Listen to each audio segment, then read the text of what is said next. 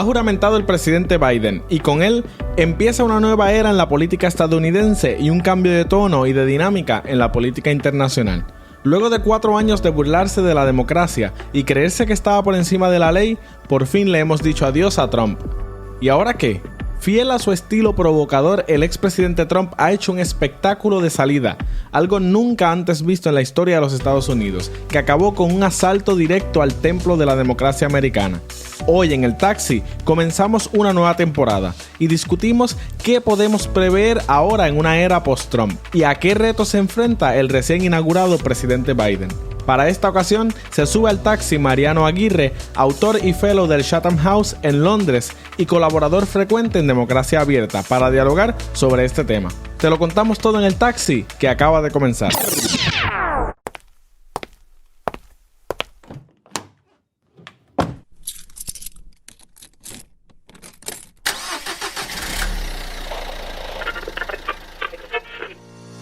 Bienvenidos al Taxi, un podcast de Democracia Abierta, la sección en español y en portugués de Open Democracy. Un espacio de análisis político y social donde queremos unir las voces a nivel global para promover el pensamiento libre. Yo soy Daniel Adorno y vamos a comenzar nuestro viaje en el día de hoy. Los pasados 4 años supusieron un gran desafío para la política estadounidense, y que quede claro que tampoco fue nada fácil en materia de política internacional, Y con el inicio de una era post-Trump, nos tenemos que preguntar, ¿y ahora qué?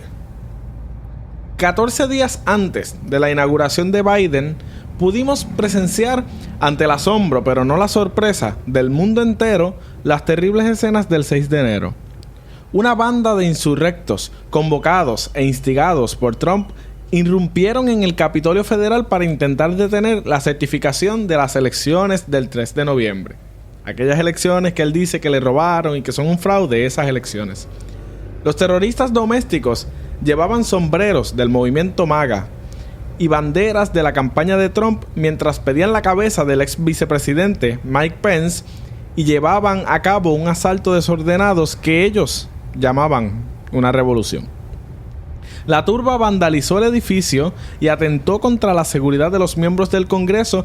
Toda esta maniobra acabó costando la vida a 5 personas y asestando un golpe duro a la democracia. Mientras tanto, a instancias del presidente electo Biden, de hecho, Trump acabó diciendo a sus legiones que los amaba, que ellos eran gente muy especial, pero que se fueran a casa en paz. Algo como cuando aquel momento en el atropello de Charlottesville, él dijo que había buena gente en ambos bandos y uno de esos bandos eran los supremacistas blancos violentos. Pues así. El asalto al Capitolio fue incitado por las constantes mentiras que alimentó Trump a sus seguidores, compartiendo teorías de conspiración y erosionando la legitimidad de las instituciones en todo el proceso. Ahora, ¿cómo se restaura la confianza en las instituciones democráticas? O por otra parte, ¿cómo se restauran las relaciones con los aliados? Y también cómo se desdibuja la imagen del país habiendo estado tan cerca, terriblemente cerca de otros líderes autoritarios alrededor del mundo. Arreglar todo esto, sin mencionar la cuestión de la profunda división y polarización del país, es el gran desafío al que se enfrenta el nuevo presidente Joe Biden. Luego de su juramentación el pasado 20 de enero, Biden ya firmó las primeras órdenes ejecutivas que definen su estrategia de cara al futuro. Las acciones fueron, entre otras, eliminar regulaciones de última hora que dejó Trump, regresar el país a sus compromisos internacionales como el Acuerdo de París y la Organización Mundial de la Salud, presentar su proyecto de respuesta a la pandemia y revertir muchas de las decisiones de políticas migratorias que habían sido establecidas por la era Trump. Y ahora que nos hemos despedido de Trump, al menos por ahora, ¿qué va a ser del movimiento tóxico que impulsó con sus políticas y con su manera tan indeseable de gobernar? Para dialogar sobre este tema y más sobre el futuro del trumpismo y sus efectos nocivos, tengo el gran placer de contar con la presencia de Mariano Aguirre en nuestro taxi. Mariano Aguirre es Associate Fellow del Programa de Seguridad Internacional del Chatham House en Londres. También ha sido asesor senior de construcción de la paz en la oficina del Coordinador Residente de Naciones Unidas en Colombia. director del Norwegian Center for Conflict Resolution. También es miembro de la Red Latinoamericana de Seguridad Incluyente y Sostenible, que es parte de la Fundación Friedrich Ebert, y autor en Open Democracy y Democracia Abierta. Es autor, entre otros libros, del Salto al Vacío, Crisis y Declive de los Estados Unidos, publicado en Barcelona en el 2017. Y está hoy aquí con nosotros en el taxi para hablar un poco de esto. Así que hola Mariano, bienvenido a nuestro taxi y gracias por estar aquí con nosotros. Muchas gracias, un placer estar aquí. Mariano, ¿cómo está el panorama de la era de Trump frente a la nueva inauguración de Biden? Bueno, yo creo que Trump ha realizado toda una serie de acciones y ha promocionado una serie de acciones, incluyendo la toma del Capitolio en Washington el 6 de enero, fundamentalmente tratando de, digamos, obstaculizar el proceso normal de transmisión de poder de un presidente que sale a un presidente electo. Al mismo tiempo, creo que ha usado este periodo, desde el momento que se celebraron las elecciones hasta ahora, ha usado este periodo para agitar, no solo en el corto plazo, o sea, como para impedir o obstaculizar, o por lo menos crear muchos problemas hasta el día de hoy, el momento en que va a asumir el nuevo presidente, sino que también lo ha utilizado para movilizar a esa base social que él tiene, sino completamente a los 72 millones de personas que le votaron, sí a una parte de ellos, probablemente más difícil de saber cuántos, sea una franja más minoritaria dentro de esos 72 millones, pero es esa franja activista, militarista, asociada en múltiples milicias y organizaciones armadas en Estados Unidos, activistas en las redes sociales muy extremistas, y a esa gente ha estado en estos días animándola. Al mismo tiempo ha estado haciendo campaña él y su reducido, pero su equipo, para juntar dinero para seguir haciendo activismo en los años que vienen. Ha juntado muchos millones de dólares para poder seguir trabajando. Que él no prevé salir de la palestra que ha montado en estos 4 años. No. Yo no creo que... Quiero decir, es imprevisible con una personalidad como la de Trump saber qué va a hacer, pero Trump básicamente una de los parámetros que definen su psicología personal y su forma de actuar a lo largo de toda su carrera, si es que podemos llamarle profesional, ha sido fundamentalmente evitar ser visto como lo que él considera que es lo peor que se puede ser en la vida, que ser un perdedor. Un perdedor, sí. Y así como para él ganar la presidencia de Estados Unidos fue algo probablemente incluso inesperado, el haberla perdido es un golpe demasiado fuerte. Por lo tanto, él va a seguir insistiendo en que no perdió las elecciones, que todo ha sido un fraude de ese Estado profundo, un fraude de la coalición y conspiración entre los medios de comunicación, vamos a llamarle normales o mainstream, junto con los políticos, junto con el Partido Demócrata, junto ahora con sectores empresariales. Básicamente todo el mundo que no votó por él conspiró para que él perdiera. Exacto. Y por lo tanto él va a seguir. Sí. Entonces va a seguir. Al mismo tiempo tiene muchas deudas pendientes, tiene causas abiertas que una vez que deje de ser presidente, la justicia va a poder, probablemente va a avanzar para poder someterlo a esas causas judiciales, con lo cual ahí puede tener muchos problemas, incluso financieros, pero es difícil saber, pero que él va a seguir es casi seguro. Que luego lo que podemos llamar el trumpismo, o sea, esa especie de, si quieres, ideología un tanto amorfa, pero yo creo que ideología al fin, en la cual junta toda una serie de tendencias reaccionarias y profundamente conservadoras, antiliberales, antiprogresistas, o sea, antimedioambiente, antifeminismo, contrario a los derechos humanos, contrario al ejercicio de las libertades, contrario al multilateralismo. Contrario a la igualdad racial, contrario al multilateralismo, efectivamente. Usted menciona que el trumpismo obviamente no ocurre en el vacío.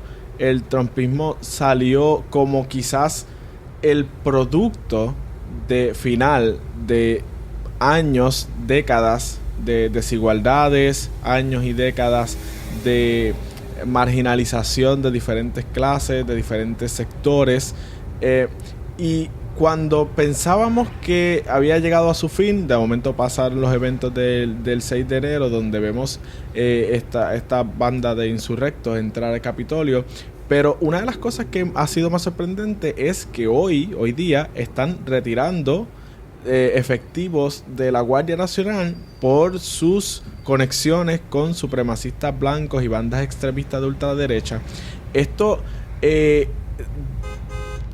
dice de cuán profundo ha calado el mensaje de Trump y a qué voces él está pitando?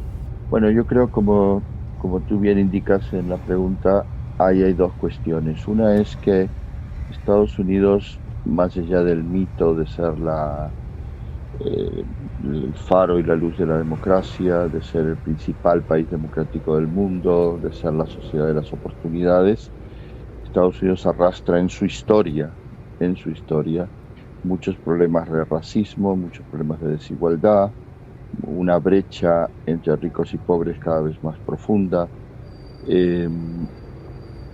Esto viene desde antes de Trump.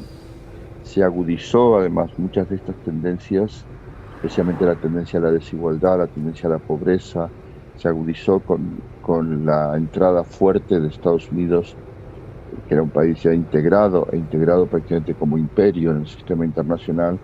Se agudizó con su entrada en lo que podríamos llamar la globalización, desde los años fines de los 70 en adelante. Y esa entrada va a ser dramática en el sentido de que va a producir una profunda desindustrialización en Estados Unidos por las fábricas, las corporaciones que mueven la producción a China, que la mueven a Centroamérica, a México y otras zonas del mundo. Va a producir también un abismo cada vez más grande que ya existía también, entre ese sector, vamos a llamarle liberal, de las costas, de la costa oeste y la costa oeste, que se integran plenamente en la globalización financiera, económica, también cultural, y que de alguna manera pierden de vista o se distancian o marginan a lo que podríamos llamar los Estados Unidos profundos del centro y del sur. Esto viene de antes de Trump. Trump lo que hace es explotar precisamente las desigualdades, es agitar, o sea, detecta con habilidad los problemas que hay, detecta el resentimiento que tiene mucha gente y detecta también problemas que vienen de antes, insisto, como es por ejemplo el racismo profundo en sectores de la sociedad de los Estados Unidos, un racismo hacia los afroamericanos que también se ha manifestado en otros momentos de la historia hacia los irlandeses o hacia los italianos y por supuesto hacia los latinos. Y lo que hace, por lo tanto, es buscar, demoniza a determinados enemigos, erige una serie de símbolos, como es, por ejemplo, el muro, es un símbolo y una realidad al mismo tiempo, pero básicamente para él el muro es la forma de mostrar, nosotros nos encerramos, nos cerramos en nosotros mismos, nos relacionamos con los de fuera sin diplomacia, nos relacionamos además a través de métodos de transacciones por la fuerza básicamente de la economía, no por la fuerza militar. Y al mismo tiempo, internamente tratamos de expulsar a los emigrantes y aunque no lo dice explícitamente, lo dice con las acciones, volvemos a actitudes racistas y de brutalidad policial y de marginación frente a la población afroamericana, excepto aquella que quiera ser, buena e integrarse en el sistema nuestro, el de los blancos, de ahí que sea un suprematismo blanco. Y paralelamente a esto, por supuesto, también Trump conecta con ese sector amplio de la sociedad estadounidense que está harta de que sus hijos, hijas, esposas, esposos vayan a la guerra porque no tienen otra opción, en esas guerras sin fin, como les llamó Trump, y con mucha habilidad él se monta sobre la tendencia que ya venía desde antes de retirar fuerzas de Afganistán, de Irak, las dos guerras más grandes de las últimas décadas y también más fallidas, retirar las fuerzas especiales que estaban luchando en Siria, incluso retirar fuerzas que no estaban en guerra, pero que estaban presentes, por ejemplo, herencia de la Guerra Fría en Alemania. Y esto también es todo parte de un movimiento, en principio, de encerrarse en sí mismos, lo cual es interesante. Estados Unidos necesita cerrarse, podríamos decir, dedicarse más que encerrarse a sí mismo para solucionar muchas de estas fracturas. Pero Trump lo que hace es transforma el dedicarse a sí mismos al encerrarse en sí mismos en esa cultura blanca, brutal, militarista, armada, machista, antiecologista, y de ahí que construye, como decía antes, una agenda amorfa, pero una agenda antiliberal y antiprogresista. Que dentro de todo tiene mucho sentido eso que usted menciona, de que necesita un poco mirar hacia adentro para reparar fracturas internas, pero es como mirar hacia adentro para entonces exagerar más esas fracturas y meter el dedo en la llaga y hacer más profunda el problema. Entonces claro, cuando de momento abre las puertas de nuevo, 4 años después, el mundo se encuentra con que, bueno, está peor que cuando empezaron. Bueno, efectivamente, Trump lo que hace es, como tú dices, meter el dedo en las heridas, agudiza esos problemas. Y cuando miramos a Latinoamérica, que ya vemos entonces como personas como Bolsonaro quedan sin uno de sus más grandes aliados y sin una de sus figuras ilustres para imitar y tomar inspiración de, ¿dónde deja la región latinoamericana el rampante trumpismo que hoy afortunadamente acaba? En la Casa Blanca al menos. Bueno, yo creo que Latinoamérica habrá gente como Bolsonaro, que es un caso extremo, como Duque en Colombia, presidentes que de alguna manera o bien tenían simpatía y se sentían apoyados ideológicamente por Trump, o bien quizás no le tenían especial simpatía, pero consideraban que les daban un espacio y un apoyo. Yo creo que Latinoamérica tiene un poco de alguna manera su curso propio, en el sentido de que va a intentar seguir manteniendo con los Estados Unidos. Estamos hablando de la Latinoamérica institucional, gubernamental, va a intentar seguir llevándose bien con los Estados Unidos. Llevar la fiesta en paz, como dicen. Sí, no tener choques o confrontaciones. Va a haber zonas calientes, va a haber zonas complicadas, o sea, Centroamérica va a seguir siendo complicada y Biden y su equipo lo saben y por eso han puesto, una de las primeras medidas es un plan muy fuerte, muy grande, de ayuda económica, especialmente a Guatemala, El Salvador y Honduras, que son los países de los que más sale migración hacia Estados Unidos. México va a seguir siendo problemático por el tema del crimen organizado transfronterizo de los dos lados, no solo de México hacia Estados Unidos, sino también la exportación de armas de Estados Unidos hacia México, de armas cortas y armas de guerra, el tema de la droga, el tema del paso de gente y el tema, por supuesto, de la vinculación económica que hay por las empresas de Estados Unidos instaladas en México. Por lo tanto, esos van a ser las zonas más, yo creo que los países con más posibilidad, los que van a estar más cerca y a su vez van a tener más conflictividad con Estados Unidos van a ser México, algunos países de Centroamérica. Colombia seguirá teniendo esta relación en la cual, por un lado, está la relación política y por otro, la relación privilegiada entre el Pentágono y las Fuerzas Armadas de Colombia, y eso pienso que va a proseguir, igual que ojalá cambiara, pero la política contra las drogas basada fundamentalmente en fumigación y en tratar de evitar la exportación de la droga en vez de asumir otro tipo de políticas conjuntas más complejas, pero probablemente más eficaces en el largo plazo, como es mirar el mercado interno de Estados Unidos y la producción en Colombia y el mercado interno en Colombia y las redes transnacionales. El resto de los países creo que le importan poco a Estados Unidos y no creo que ganen en importancia para la administración Biden.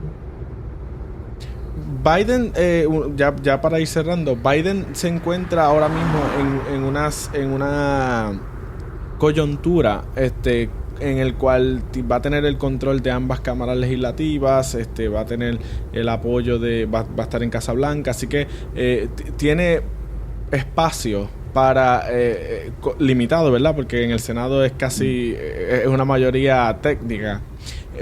Va a tener espacio para poner en obras todas estas cosas, pero muchos de las personas, de tanto republicanos y demócratas, han estado ahora debatiendo sobre si deberían realmente, si vale la pena seguir adelante con el residenciamiento al presidente Trump, el juicio político, por los eventos de enero 6, y voy a eso porque yo personalmente, y quizás usted y otras personas difieran, entiendo que se debe hacer porque no es una respuesta a Trump per se, es una respuesta a los actos que él inspiró. Entonces yo creo que se debe seguir adelante porque eso no puede quedar impune, no importa que el hombre se vaya hoy de la Casa Blanca. Entonces, ¿cuál es su visión al respecto? ¿Deberían invertir esa cantidad de capital político en proseguir hasta el final con este juicio político, así sea que les tome un poco del poder que tienen para llevar a cabo la nueva agenda? Yo creo que es necesario, por las cosas que hizo Trump, la forma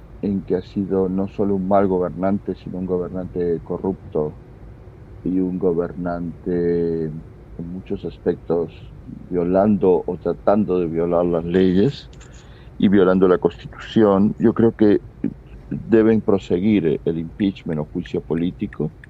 Sin embargo, deben también activarse todos los juicios y todas las causas que puedan dar lugar a juicios pendientes que tiene Trump con la justicia, sobre acoso sexual, sobre corrupción, sobre mal manejo de fondos, todo. O sea, tiene que activarse todo, y yo creo que sería un error por parte de la justicia, si es que lo puede hacer así, espero que no, o por parte como del liderazgo político del Partido Demócrata y del presidente Biden, sería un error ahora dejar todo eso atrás, decir no, lo que ahora necesitamos es concentrar el esfuerzo en la recuperación, en la reconciliación, en la unificación, que usa usualmente lo que dicen. Dejemos atrás esta historia. Creo que sería un error porque básicamente a un personaje como Trump y a la base social de Trump y a esa élite ideológica que le rodea, los ideólogos sobre el racismo, sobre la antimigración, sobre toda esa élite reaccionaria que parte le acaba a él de perdonar el último día, como Steve Bannon, esa gente, cualquier tipo de concesión por parte del Partido Demócrata y la administración demócrata va a ser vista simplemente como un signo de debilidad.